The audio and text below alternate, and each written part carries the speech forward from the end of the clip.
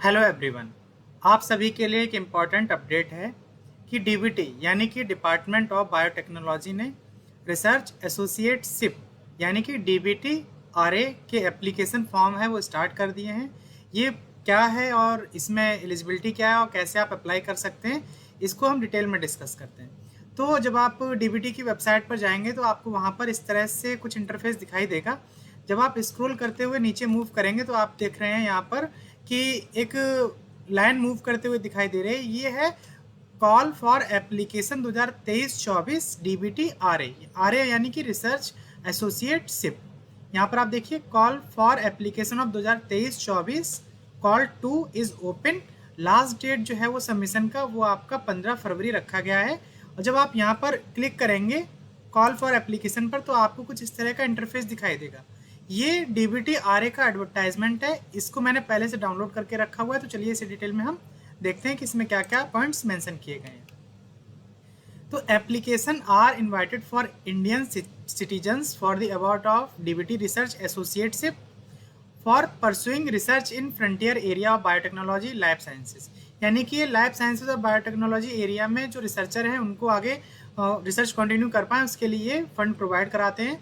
और एम क्या है इस फेलोशिप का? The aim of DBT research associateship DBT RA program is to train and nurture young researchers, scientists, and generate a critical mass of trained manpower in modern area of biotechnology and biology and build a robust postdoctoral base for the growth of biotechnology sector in the country। इसका मतलब ये हुआ कि ये funding आपको इसलिए दी जा रही है ताकि आप बायोलॉजी और बायोटेक्नोलॉजी की फील्ड में अच्छे ट्रेंड मैन पावर जनरेट कर सकें और इस फील्ड में आप अच्छा आगे इंडिया जो है वो वर्क कर सके। एलिजिबिलिटी क्राइटेरिया की बात करते हैं तो यहाँ पर एकेडमिक क्वालिफिकेशन में आपके पास में पीएचडी डिग्री होना चाहिए और उसके अलावा आपके पास में इंजीनियरिंग एमडी एमएस डिग्री है, तब भी आप यहाँ पर एप्लीकेशन फॉर्म को फिल कर सकते हैं। और वे स्टूडेंट जिन्होंने अपना पीएचडी का थीसिस सबमिट कर दिया है वो भी यहाँ पर अप्लाई कर सकते हैं। और जो आपका जो रिसर्च इंटरेस्ट है वो बायोटेक्नोलॉजी एंड लाइफ साइंस में है तो बहुत अच्छी बात है। इसके अलावा एज लिमिट की बात करते हैं तो यहाँ पर जो मैक्सिमम एज लिमिट है मेल के लिए वो रखा गया है 40 ईयर और जो फीमेल है उनके लिए 45 ईयर रखा गया है। जब फॉर्म का लास्ट डेट है यानी कि 15 फरवरी, उससे आपका जो एज का कैलकुलेशन है वहाँ से किया जाएगा। एम्प्लॉयमेंट की बात करते हैं तो the applicant who are already employed at the time of application in any from जैसे परमानेंट पोस्ट या कॉन्ट्रेक्चुअल, तो जब आप इस फेलोशिप को एक्सेप्ट करेंगे तो आपको उस पोस्ट से रिज़ाइन देना पड़ेगा। तो ऐसा मुझे लगता है कि कोई नहीं करेगा जो कहीं परमानेंट पोस्ट पर है, तो वो इस फेलोशिप के लिए क्यों ही रिज़ाइन देगा। तो ये उन स्टूडेंट के लिए अच्छा है जो अभी जिन्होंने अपना थीसिस सबमिट किया है और वो कहीं पर कोई प्रोजेक्ट के लिए तलाश रहे हैं। टेन्योर ऑफ फेलोशिप की बात करते हैं तो 2 साल का टेन्योर है, उसमें आप इसको एक्सटेंड करा करके मैक्सिमम 4 साल तक भी कर सकते हैं इन एक्सेप्शनल केसेस में।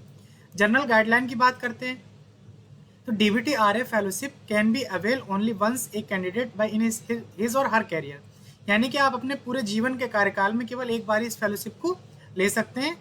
Only in India in any recognise academic institute, national laboratory and other recognise R&D institution. The host institute must provide administrative and infrastructural support. जब आप इस फेलोशिप के लिए अप्लाई करेंगे तो आपको एक होस्ट इंस्टीट्यूट को सिलेक्ट करना है जहाँ पर आप रह करके अपना वर्क कर पाएंगे, रिसर्च वर्क, और जो आपको एडमिनिस्ट्रेटिव और इंफ्रास्ट्रक्चर जो है वो सपोर्ट करेगा। Fellowship are not allowed to work with their PhD guide या को गाइड। एक चीज़ आपको याद रखना है कि आप उसी लैब से या उन्हीं गाइड के अंडर में अपना पीएचडी जहाँ से आपने किया हुआ है या जो आपके को गाइड हैं उनके अंडर में रह करके इस फेलोशिप के साथ में वर्क नहीं कर सकते हैं, आपको न्यू गाइड सेलेक्ट करना होगा। The fellowship cannot be availed at the same institute where the candidate have earned their PhD, MD, MS degree। यानी कि आपने जहाँ से अपना MD, MS या PhD का डिग्री किया हुआ है आप उस इंस्टीट्यूट को अपना होस्ट इंस्टीट्यूट की तरह सेलेक्ट नहीं कर सकते हैं। A mentor can not have more than 2 DBT RA fellows at a time. जो आप जिस गाइड को सिलेक्ट करेंगे उस गाइड के अंडर में एक समय पर 2 से ज़्यादा डीबीटी आरए नहीं होना चाहिए, ये आपको कंडीशन ध्यान में रखना है। उसके अलावा a mentor must hold a regular academic research position in recognized institution in India and should hold PhD, MD, MS degree in science, engineering or medicine. यानी कि उसके पास में परमानेंट पोस्ट होनी चाहिए और उसके पास में पीएचडी, एमडी, एमएस की डिग्री होना चाहिए, जो साइंस में हो, इंजीनियरिंग हो या मेडिसिन में हो तो चलेगा। सुपर एनोटेटिव फैकल्टी जैसे ऑनररी प्रोफेसर हों, एमराइटस साइंटिस्ट हों, तो वो भी यहाँ पर इस फेलोशिप आप उनको भी अपना एज ए मेंटर चूज कर सकते हैं। Applicant from north east region, a permanent residence located in NER can work in any university institute in the country। वो यहाँ पर किसी भी कंट्री में, सॉरी कंट्री नहीं, इंस्टीट्यूशन इन द कंट्री, यानी कि आप इसी कंट्री में रह करके किसी भी इंस्टीट्यूट या यूनिवर्सिटी में अपना रिसर्च कंटिन्यू कर सकते हैं। Research grant can be used for minor equipment, consumable, contingencies and domestic travel under the program. जो आपको यहाँ पर जो ग्रांट मिलेगा उसको आप अपने माइनर प्रोजेक्ट में या इक्विपमेंट में, या जो कंज्यूमेबल आप यूज़ करेंगे उसमें, कंटिजेंसीज में, और जो डोमेस्टिक ट्रेवल आप करेंगे उसमें आप यहाँ पर अपने जो रिसर्च ग्रांट है उसको यूज़ कर सकते हैं। जो आपका फॉर्म है वो आज यानी कि 16 जनवरी से स्टार्ट हो गए एप्लीकेशन फॉर्म, और जो फॉर्म की क्लोजिंग डेट है वो 15 फरवरी, यानी कि मिनिमम आपको 1 मंथ का समय मिल रहा है जिसके बीच में आपको अपना फॉर्म को कंप्लीट करना है। फॉर्म को फिल करने का जो मोड है वो ऑनलाइन मोड है। यहाँ पर लिंक दिया हुआ है, इस पर आप क्लिक करके आप फॉर्म को फिल कर सकते हैं। इस लिंक को मैं वीडियो के डिस्क्रिप्शन बॉक्स में दे दूंगा, वहाँ जाकर के आप आसानी से फॉर्म को फिल कर सकते हैं। Applicant must register on the DBT-RA online portal. जब आप इस पर क्लिक करेंगे तो आपको कुछ इस तरह से इंटरफेस दिखाई देगा। यहाँ पर जाकर के आपको लॉगिन करना है, उसके बाद में आप अपने एप्लीकेशन फॉर्म को आगे पूरा कंटिन्यू फिल कर पाएंगे। और आपको ऑनलाइन मोड के थ्रू ही फिल करना है, ऑफलाइन मोड यहाँ पर है नहीं। अगर आप ऑफलाइन मोड में कोशिश करते हैं तो आपका फॉर्म जो है वो रिजेक्ट कर दिया जाएगा। जब आप फॉर्म को फिल करेंगे तो आपको वहाँ पर अपना पर्सनल इन्फॉर्मेशन देना होगा, एकेडमिक क्वालिफिकेशन देना होगा, रिसर्च कंट्रीब्यूशन देना होगा, और आप रेफरी जो है उनका डिटेल आपको देना होगा, यानी कि जो रेफरेंस एज ए यूज़ करते हैं वो आपको यहाँ पर प्रोवाइड करना होगा। और जो आपका प्रपोज रिसर्च वर्क है, जो आप आगे प्रोजेक्ट अगर आपको मिल जाता है तो वो आपको यहाँ पर देना होगा। और जो आप अपने मेंटर के रूप में जिनको आप सेलेक्ट करेंगे वो भी आपको डिटेल यहाँ पर देनी होगी, और जो आपका होस्ट इंस्टीट्यूट रहने वाला है आगे वो भी आपको यहाँ पर मेंशन करना होगा। जब आप ऑनलाइन एप्लीकेशन को फिल करेंगे तो वहाँ पर आपको सेल्फ अटेस्टेड PDF, अपना जो डेट ऑफ बर्थ सर्टिफिकेट है उसका, सेल्फ अटेस्टेड PDF डिग्री जो आपके सर्टिफिकेट है उनका, और एक कवर लेटर आपको वहाँ पर देना होगा। Name and contact detail of referee, जो आपके रेफरी हैं उनका आपको नेम और कॉन्टैक्ट डिटेल आपको यहाँ पर प्रोवाइड करना होगा। और ये कुछ और इंपॉर्टेंट पॉइंट्स हैं जो यहाँ पर मेंशन है।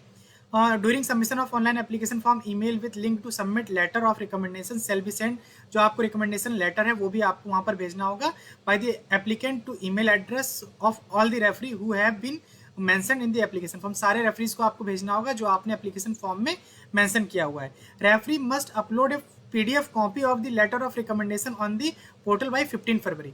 अब देखिए यहाँ पर एक कंडीशन रखा गया है कि रेफरी के द्वारा जो आपको रेफरेंस लेटर दिया हुआ है वो तो आपको अपलोड करना ही करना है, उसके अलावा जो आपके रेफरी हैं उनको भी एक लेटर ऑफ रिकमेंडेशन जो आपको दिया गया है वो भी पोर्टल पर 15 तारीख से पहले पहले अपलोड करना है। और वो अपलोड करें ये आपको ही सुनिश्चित करना है कि उन्होंने अपलोड किया या नहीं किया है। अगर उन्होंने अपलोड नहीं किया तो आपका जो फॉर्म है वो रिजेक्ट कर दिया जाएगा। ये पॉइंट आपको ध्यान रखना है। यहाँ पर लिखा हुआ है application shall not be accepted, यानी कि अगर क्लोजिंग डेट के बाद भी आप करते हैं तो भी आपका फॉर्म जो है वो रिजेक्ट कर दिया जाएगा। Application form which has not been submitted through DBT-RA online portal shall not be accepted.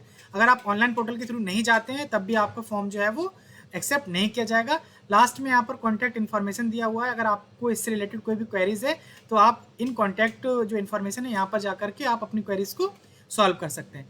अब देखिए कहीं भी इस PDF में फेलोशिप की बात नहीं किया गया है कि जब आप को ये DBT-RA का पोस्ट मिलेगा तो आपको फेलोशिप कितना दिया जाएगा।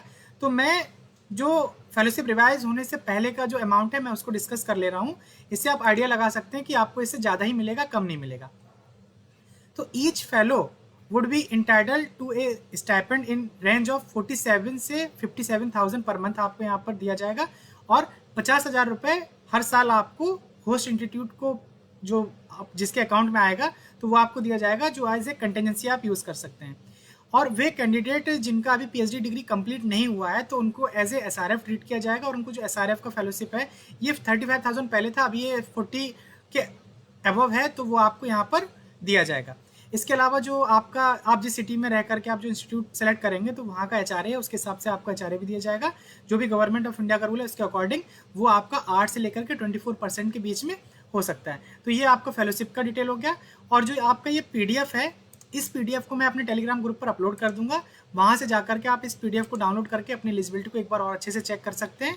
और अधिक जानकारी के लिए हमारे साथ जुड़े रहिए। अगर अभी तक आपने इस वीडियो को लाइक नहीं किया तो लाइक कर लीजिए ताकि हमारा मोटिवेशन बना रहे। और इस चैनल को अगर आपने सब्सक्राइब नहीं किया हो तो चैनल को सब्सक्राइब कर लीजिए ताकि आने वाले वीडियोस के नोटिफिकेशन आपको मिलते रहें।